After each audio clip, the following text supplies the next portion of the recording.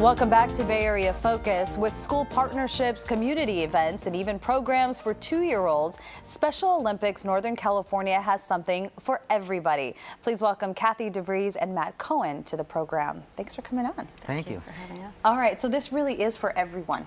Tell me about it. So Special Olympics offers programming for individuals with intellectual disabilities, really from age as early as 2 in our school young athlete program, all the way up to, I think we have some in their 70s that are competing in the community program. And what are some of the programs you offer? So as I said, we have kind of 2 segments to our programming. The school program starts with individuals in public school as early as the early intervention programs at age 2, and runs all the way through transition, which for a high schooler would be age 22. The program is really for all students with intellectual disabilities, and the newest part of the program is Unified Sports, which puts general education students on the same team, and they compete and practice and train together, which creates a whole different environment on the campus. Yeah, how important is that to kind of mix them up? It's very important. I mean, we've actually seen campuses kind of transform from possible 0 interaction, which we don't like to see, to full integration. So inclusion is a very important model in public schools. I think this program takes it one step farther, where through the power of sports, kids are able to gain respect for each other and an understanding and a quick path to friendship. And Matt, you really work with the coaches and the volunteers. Yes, outside the school day program, we have a weekday and a weekend program, and currently we have over 17,000 athletes in Northern California, and on top of that we have 17,000 volunteers.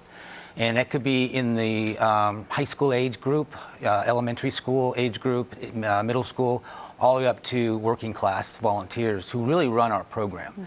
There are coaches, there are event people that put on our events for our athletes. We run 11 different sports throughout the year. It's a year-round training program.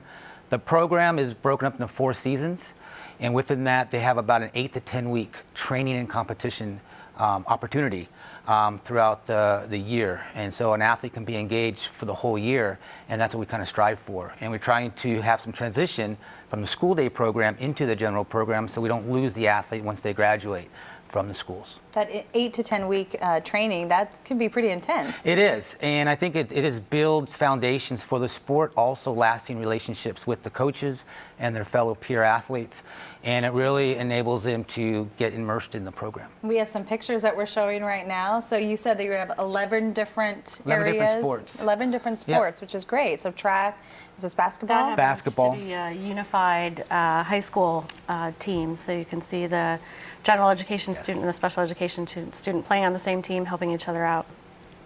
What does competition do for these athletes? It's a good question. It really builds their attitudes and their camaraderie with their fellow teammates. It pushes them that they may not have been pushed before. They strive to win, but if they lose, they're gracious losers, and they congratulate their fellow opponents or their fellow individual runner in a race.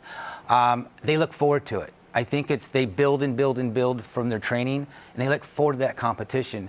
And they can also, if lucky enough, can move on to a state level competition, a national level competition, and a world level competition. We have the World Games in 2015 in Los Angeles, and so we have 5 athletes from Northern California representing Northern California for all over the Bay Area, going down to LA in July. That's exciting. Very exciting. Must be very exciting too for the parents. Yeah, yes. There's a lot of data that will suggest that confidence in yourself transcends into the classroom. So by competing and being successful in their own right and themselves and at their school can really transcend into better academic achievements in the classroom as well. You've been serving so many people for so many years.